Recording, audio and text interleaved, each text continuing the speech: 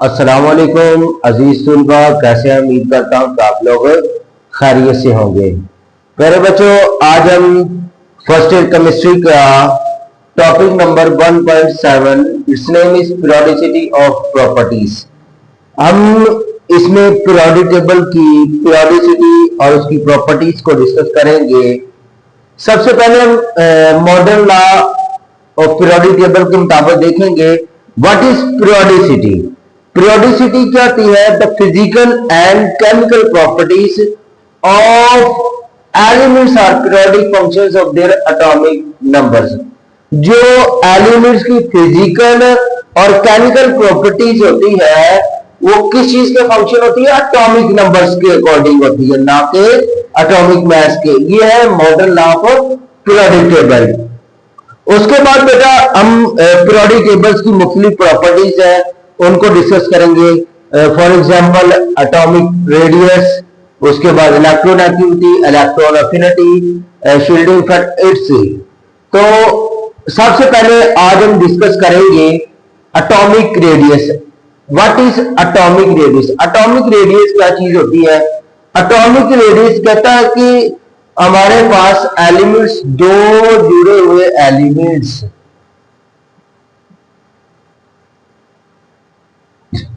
और उनके न्यूक्लियस का जो हाफ होता है, न्यूक्लियस, दो जुड़े एलिमेंट्स के न्यूक्लियस का जो हाफ है that is called atomic radius. Atomic radius क्या चीज है? दो जुड़े हुए एलिमेंट्स के न्यूक्लियस का जो लिस्प होता है उसको हम एटॉमिक रेडियस कहते हैं।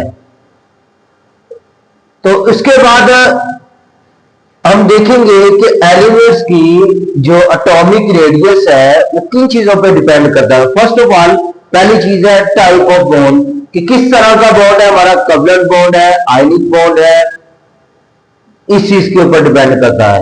Second one metallic and van der Waals forces. Metallic की जो फोर्सेज होती है वैन डर वाल्स फोर्सेज, उन चीज पे डिपेंड करता है। थर्ड का स्टेट ऑफ एटम, एटम किस शक्ल में है। तो ये तीन चीजों के ऊपर हमारा एटॉमिक रेडियस से डिपेंड करता है। और उसके बाद हम इसको मेजर किस शक्ल में करते हैं? इसको पिकोमीटर और एंगस्ट्रॉम में मेजर करते हैं। उसके बाद हम देखेंगे trends in periodic table. Periodic table के अंदर एटॉमिक रेडियस का क्या ट्रेंड है, क्या चेंजिंग आती है पीरियोडिक टेबल को जब हम स्टडी करते हैं। तो प्यारे बच्चों, सबसे पहले हम देखेंगे कि एटॉमिक रेडियस को कौन कौन से फैक्टर्स करते हैं। नंबर ऑफ शेल्स, शेल्स की तादाद भी डिपेंड करती है, ये इस एटॉमिक रेडियस को इफेक्ट करता है। सेकंड वन क्या है? Effective nuclear charge.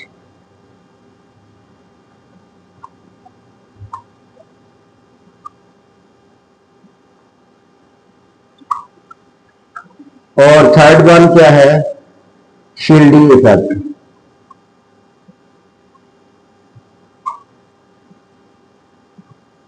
मैं थोड़ा सा आप लोगों को एक्सप्लेन कर देता हूं। नंबर ऑफ शेल्स, अजीज तुलबा याद रखना, अगर शेल्स की तादाद बढ़ेगी तो फिर क्या होगा? एटॉमिक रेडियस से बढ़ जाएगा। शेल की तादाद कम होगी तो एटॉमिक रेडियस कम हो जाएगा। तो ये इसके एटॉमिक रेडियस मैं समझाने के लिए बता रहा हूं। Atomic radius number of shells के डायरेक्टली प्रोपोर्शनल है। उसके बाद इफेक्टिव न्यूक्लियर चार्ज, अगर न्यूक्लियस का चार्ज बढ़ जाएगा तो क्या होगा? एटॉमिक रेडियस कम हो जाएगा। क्या होगा? एटॉमिक रेडियस, क्योंकि न्यूक्लियर चार्ज बढ़ने से क्या होगा? न्यूक्लियस शेल्स को इलेक्ट्रॉन्स को अपनी तरफ मजबूती से खींचेगा, ताकत ज्यादा से, जितनी ताकत से ज्यादा खींचेगा तो उसकी वजह से होगा कि इलेक्ट्रॉन्स होंगे और शेल्स होंगे वो न्यूक्लियस के करीब आ जाएंगे, that's why atomic radius will be decrease. उसके बाद अगर क्या होगा, न्यूक्लियर चार्ज कम होगा तो फिर क्या होगा, एटॉमिक रेडियस बढ़ जाएगा। तो ये कह लें कि इसके इनवर्सली प्रोपोर्शनल होता है। उसके बाद है शील्डिंग इफेक्ट। शील्डिंग इफेक्ट क्या है कि ये जो सपोज दैट ये न्यूक्लियस है, न्यूक्लियस के गिर्द मौजूद ये शेल है, शेल में न्यूक्लियस और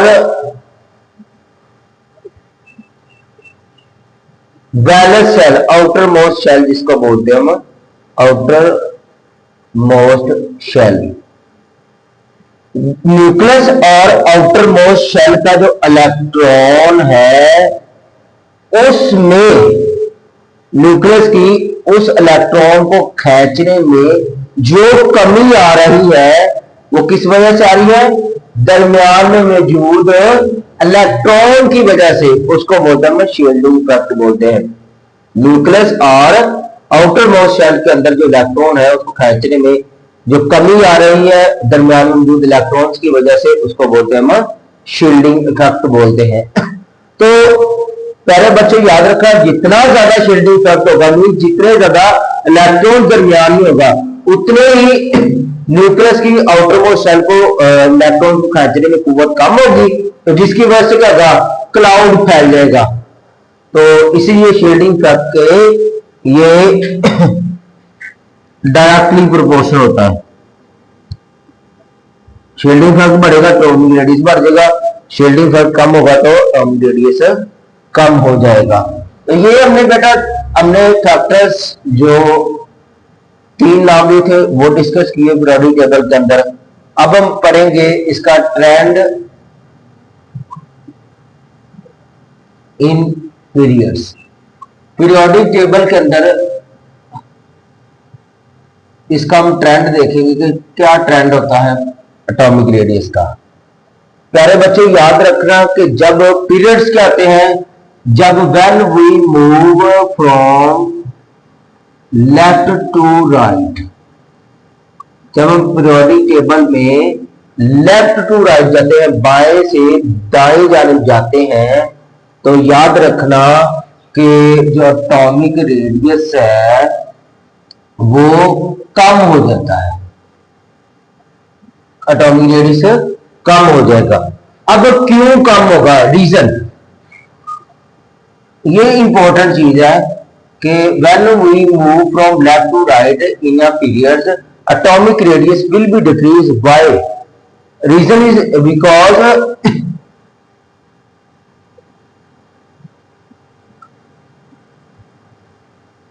ड्यू टू इंक्रीज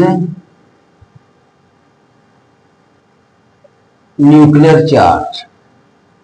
न्यूक्लियस का चार्ज बढ़ने की वजह से क्या होता है कि एटॉमिक रेडियस कम हो जाती है। जब न्यूक्लियर चार्ज बढ़ेगा तो फिर क्या होगा, वो ज्यादा ताकत से इलेक्ट्रॉन्स को अपनी तरफ खींचेगा, तो जिसकी वजह से क्या होगा, वो जो क्लाउड है वो कम हो जाएगा।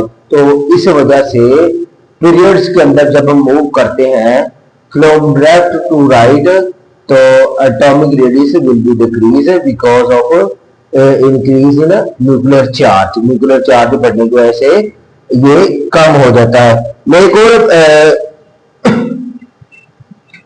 आगे अब हम देखेंगे ट्रेंड्स इन ग्रुप्स।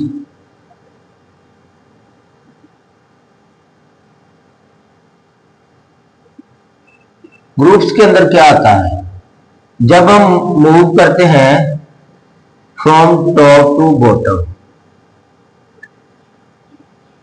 ऊपर से नीचे जब आते हैं तो एटॉमिक रेडियस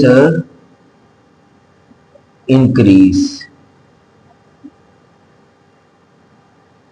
एटॉमिक रेडियस बढ़ जाता है।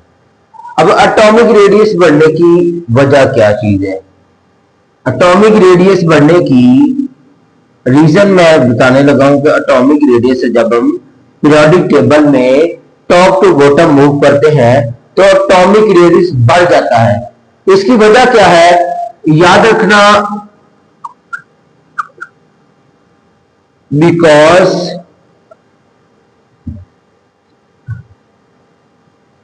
पहली reason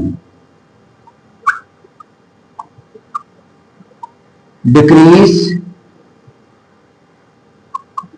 nuclear charge,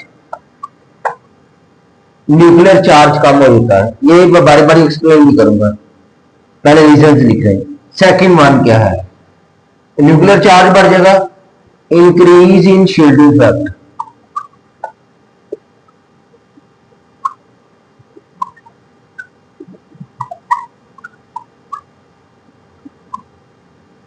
third one क्या चीज है, increase in number of shells. अब एटॉमिक रेडियस ग्रुप्स के अंदर बढ़ रहा है, पहली रीजन लिखी है मैंने कि decrease nuclear charge, nuclear charge कम हो जाता है। तो याद रखना बच्चों के, जब न्यूक्लियर चार्ज कम होगा ना तो फिर क्या होगा, जितना न्यूक्लियर चार्ज कम होगा, जो शेल में मौजूद इलेक्ट्रॉन्स है ना, वो न्यूक्लियस उतनी कम पावर से खींचेगा। जब पावर नहीं होगी उसको खींच देगी तो फिर क्राउड फैलता जाएगा। मिसाल देता हूं, मिसाल के तौर पर एक मैं डेस्क है, तो मेरे पास मौजूद है चेयर्स है, 5 चेयर्स मौजूद है, तरतीब वाइज पड़ी है। तो क्या होगा अगर 5 या 10 कर दी जाएगी, मेरे लिए खींचना मुश्किल हो जाएगी। वो क्यों होगी, क्योंकि वो मेरी पहुंच से रसाई से दूर होगी है। तो ऐसे ही न्यूक्लियस के पास जब शेल्स, न्यूक्लियर चार्ज कम हो जाएगा, शेल्स बढ़ जाएंगे तो उसके शील्डिंग इफेक्ट बढ़ जाएगा। जैसे मैंने चेयर्स की एग्जांपल दी, इसके अंदर तीनों चीजें, तीनों कलर रीजन प्ले होंगी इस एग्जांपल के अंदर। वो सेंटर में जो चेयर्स है वो मेरे लास्ट वाली चेयर्स को पकड़ने में दुश्वारी पैदा करेगी। तो फिर क्या हो, जहां पे मर्जी ले जाए चले जाए तो वो मेरी रसाई के अंदर नहीं है। ये शील्डिंग इफेक्ट हो गया।